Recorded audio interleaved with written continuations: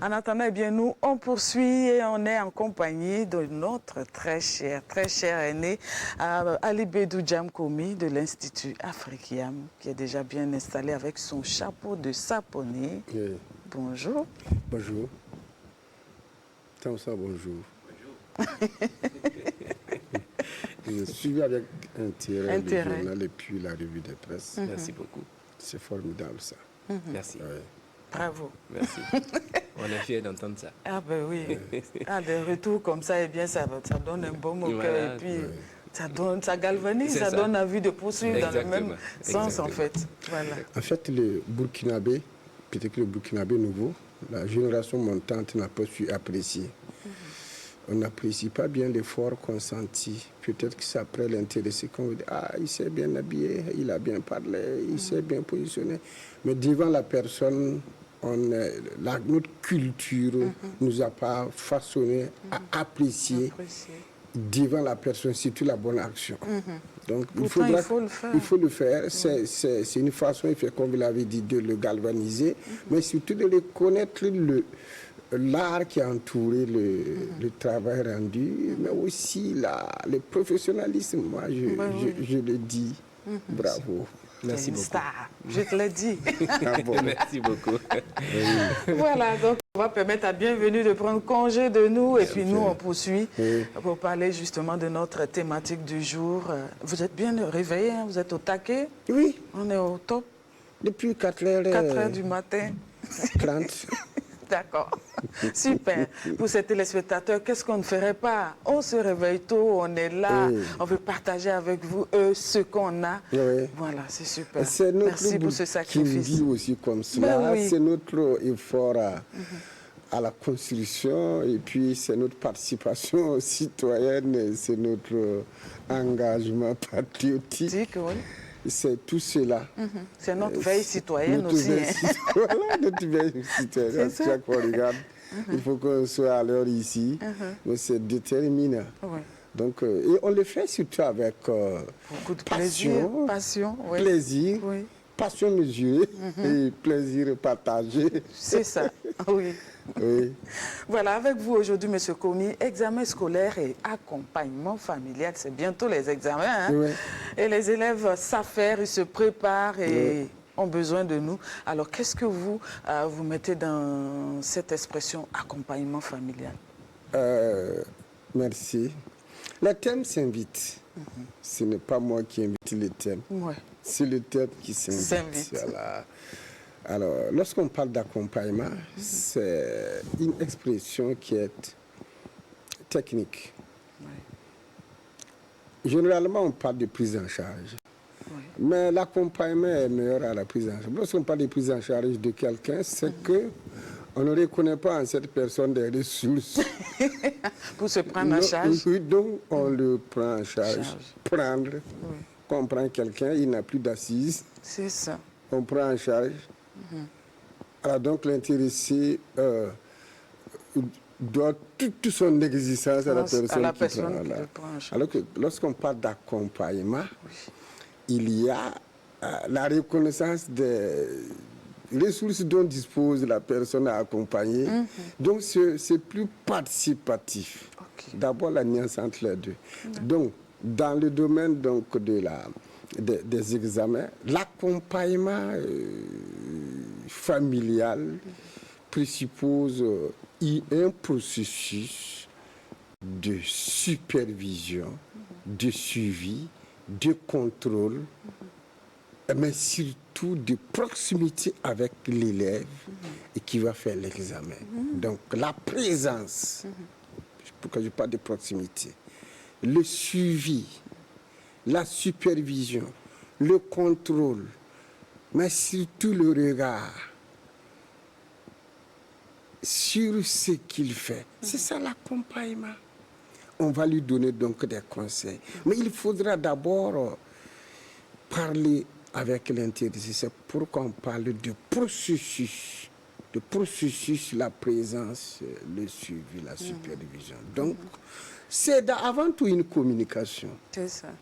Une communication. Vous communiquez. Ça va, l'examen, ça se prépare bien. Voilà, c'est la communication. Et on pose une question. Donc, c'est un processus de suivi, de supervision, de contrôle, mais surtout de proximité. Qu'un parent, c'est pas une autre personne. C'est pourquoi on parle de accompagnement familial. Qu'un parent donc doit à un membre de la famille, donc un enfant, des enfants, et qui prépare l'examen. Mais il faudra d'abord, cela présuppose que c'est un enfant. Puisqu'il ne faut pas oublier cet aspect. L'élève, là, ce n'est pas un adulte élève. Un, c'est un enfant. Deux, c'est un élève. Trois, c'est un élève à l'examen. Donc, l'enfant a trois statuts, sous-statuts ici. Enfant, enfant-élève à l'examen. Ouais. Oui, vous avez tout de suite parlé de suivi, de contrôle. Est-ce que ce sont entre autres composantes de l'accompagnement familial? Oui, ça, ce sont des étapes. Des étapes, oui. ok. Mais la littérature nous fournit trois composantes. La communication sociale, la communication culturelle et l'aide au devoir. Ok. C'est la composante de l'accompagnement familial. La communication sociale. Et qui s'intéresse aux aspects affectifs de l'enfant. Il faudra savoir, est-ce que l'enfant n'est pas... Parce que c'est une période de stress. Ben oui, c'est vrai. De traumatisme, j'allais le dire, de stress et de préoccupations. Mais il faudrait une communication sociale qui puisse faire comprendre à l'enfant, tu n'es même pas seul devant l'examen. C'est toute la famille même qui passe l'examen. Ouais. C'est la communication sociale. Et en fait, chacun, on fait comprendre à l'enfant à travers cette communication sociale, chacun a son rôle à jouer, même le bébé là. Ton petit frère, ta petite soeur, le bébé là, même tu soutiens. C'est la communication sociale. C'est ça. La communication culturelle part au-delà. C'est d'abord briser les barrières nocives. Briser les... Je ne suis pas allé à l'école, qu'est-ce que je peux dire à mon âme? Non. Il faut briser ça. Il y a des parents qui ne sont pas allés à l'école, mais qui sont des encadreurs performants. Ah oui? Ben oui. Donc il faut, au-delà de ce qu'on n'a pas été à l'école, il faut voir ce que... Parce que tu es d'abord mère, père. Tu connais l'enfant. Tu connais son histoire, ses circonstances de naissance, son évolution, les différentes maladies qu'il a connu, les traitements, ses performances, son courage, son intelligence. La communication culturelle te fait prendre cette dimension et dire en fait, toi tu es, écoute là, toute la famille. Et quand tu naissais, on a dit que tu es le représentant. Tu serais un grand homme, une grande femme, une grande figure féminine de l'Afrique de l'Ouest. Mais donc tu n'as pas de... Mais notre famille même, c'est une famille battante, mais au-delà de la famille là, mais tu es burkinabé. Mais le burkinabé ne faillit pas, il se bat. Il a comme fonds culturel commun le travail. Ça, c'est la communication sociale. C'est la deuxième dimension. La troisième dimension, c'est l'aide qu'on doit donner lors des devoirs. C'est ça. Ça peut effectivement relever de celui qui connaît les devoirs. Mais on peut ne pas pouvoir aider, mais on peut faire aider, qui fait recours à des gens des personnes ressources qui aident ton enfant à traiter les devoirs. Les grandes sœurs, les grands frères, c'est la troisième dimension. D'accord. Donc, communication sociale, communication culturelle, l'aide au devoir. L'aide au devoir. Ça me rappelle cette communication culturelle. Et ma grand-mère, paix à son âme, qui nous faisait réciter les leçons quand on était tout petit, mais qui attrapait le cahier à l'envers. Ça te faisait rire, mais il fallait que tu récites quand même. Hein, parce qu'elle ne voit rien dedans, mais il faut que tu récites la leçon. Parce que voilà, il faut que tu te prépares. Tu prépares les devoirs. Quand tu devais faire une division, je me rappelle quand j'étais au CP2, c'est qui dit, on dit qu'on poésie ça t'en rien. Voilà, c'est un moré. Elle n'a pas été à l'école, mais c'est sa façon à elle de contribuer à ce que... Voilà, là, c'est la division. La division. Oui, non. Il faudra... Ça, c'est très important. Oui. Il y a certains élèves qui n'ont pas pu être excellents en mathématiques parce qu'ils n'ont même pas compris les vocables des gens comme moi. Non, si c'était peut-être à Morée, moi j'allais être excellent. Mais j'étais vraiment... Mais à l'époque, nous, on se plaignait. Il y avait un mietné mora. Est-ce que français a auto? Bon. Oui. C'était à elle aussi sa façon de voir la chose, oui. Il multiplié. Oui. Hein? Il n'y a que. Soustraction. Hein? Oui. Mais mais lorsque c'est en français, si tu ne comprends pas le français et on te demande... Donc voilà l'accompagnement, effectivement, la communication culturelle. Sans oublier que la grand-mère, même si elle prend le cahier à l'envers, elle a béni le cahier à l'envers. Oui. Le cahier qui est tenu à l'envers, là, elle a béni. Alors, même en récitant, moi, quand tu marques une pause, tu sais qu'il y a quelque chose qui ne va pas, hein, tu vas reprendre, même avec le cahier à l'envers. Et elle va même... peut-être à travers des chants, des proverbes. Hein, et puis te faire même aimer l'apprendre. Puisqu'il y a des élèves qui n'aiment pas apprendre. Donc, vrai. La grand-mère va t'aider.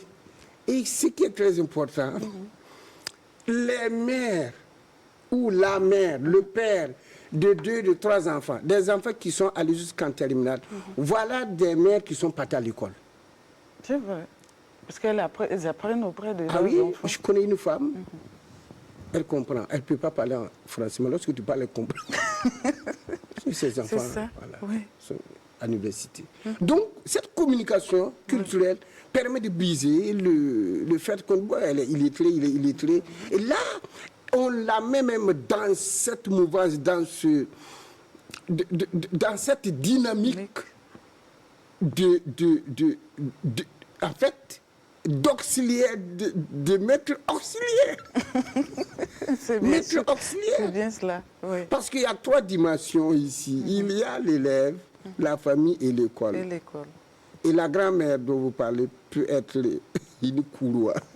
C'est ça. Entre l'élève, la famille et puis l'école. C'est ça. Merci à vous, M. Komi. Alors, quelles sont les responsabilités des parents dans justement les préparatifs des examens scolaires? Connaître que l'enfant même en année d'examen. D'examen, oui. Les parents doivent connaître que les enfants, cette année-là, ou l'année prochaine, c'est la veille même, l'année moins 1 là. On doit connaître que l'année prochaine. On doit savoir tout ça. Les enfants doivent être en examen. Et qu'il faut effectivement réunir tout ce qui est frais de scolarité. C'est ça. Et les frais d'examen. Tout ça. Apprêter les pièces d'état civil, tout, et puis les photos. Oui. Ça, ce sont les préparatifs qui incombent donc aux parents. La deuxième responsabilité, c'est connaître si l'enfant va changer d'école ou va rester dans la même école. Il faut connaître la nouvelle école. C'est très important. La troisième responsabilité, c'est connaître l'école. L'administration de l'école, l'association des parents d'élèves, l'association des mères éducatrices. Et participer aux assises, aux assemblées de ces instances-là, de ces associations-là. Et le constat que je fais, parce que j'ai participé à une assemblée la semaine passée, le week-end passé, 90% des gens qui étaient là sont des mamans. Ah, voilà. Non, on était 3 hommes. Le reste, c'était des mamans. 56 femmes. Wow. Donc, il y a une responsabilité masculine qui est absente. Oui. Voilà. Donc, c'est participer.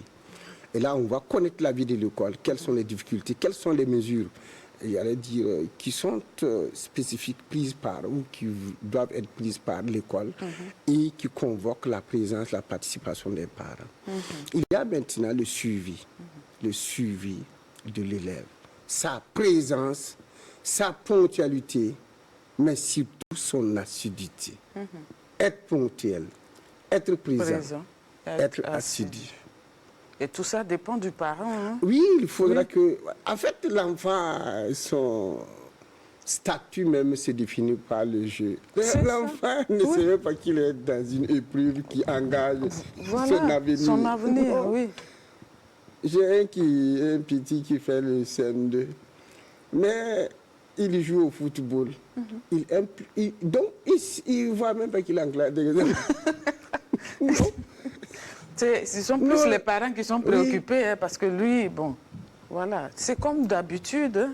Et je lui dis, mais ça y est, tu es en classe d'examen. Oui, moi j'ai tout bossé. Et son ballon, oui, donc ici, il faut comprendre. Il appartient aux parents de lui faire comprendre. Laisse ça. Il y a les dessins animés, laisse ça. Et pour ce faire, il faudra donc façonner un calendrier avec les enfants. Négocier, participatif. Il y a des fois, on fait une injonction, c'est une violence même qu'on fait sur les enfants. Les parents, c'est un parent très rigoureux, pas rigoureux, rigueux.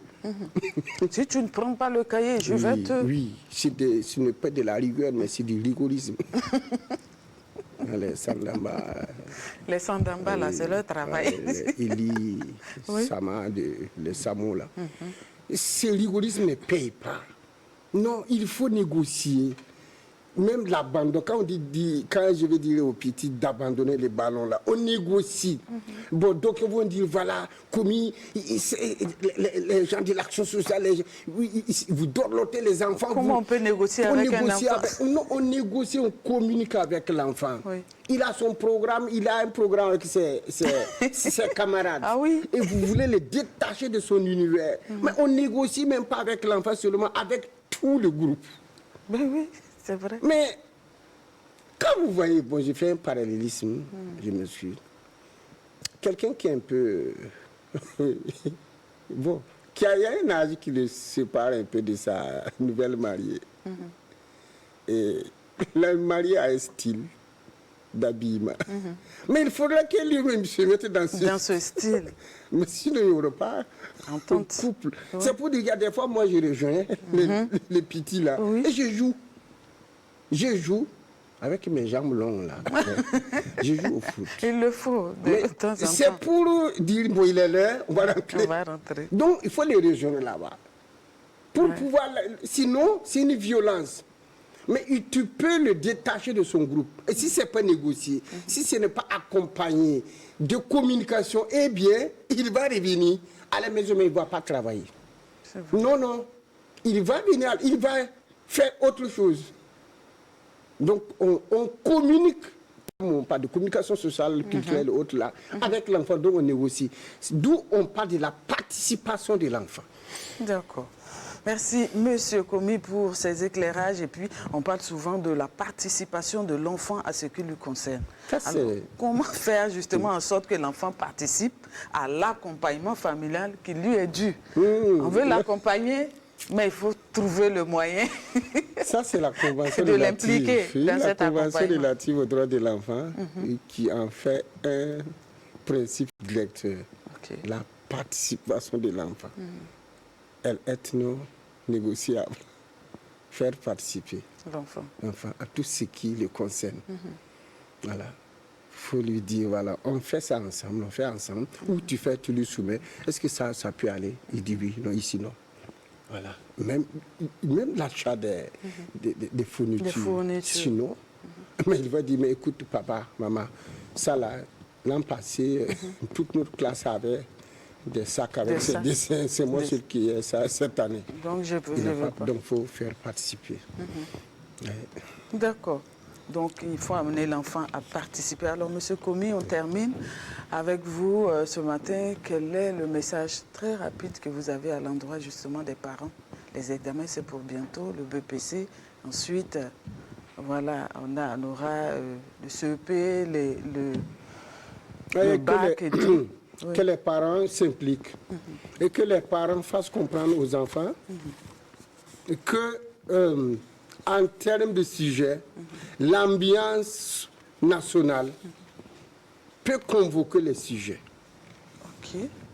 On bénit l'enfant et on dit les sujets en lien avec l'insécurité, l'extrémisme violent, le patriotisme, l'engagement citoyen, chers enfants, ça peut venir. Que les parents, voilà, parle de ça aux enfants. Ça fait partie de l'actualité.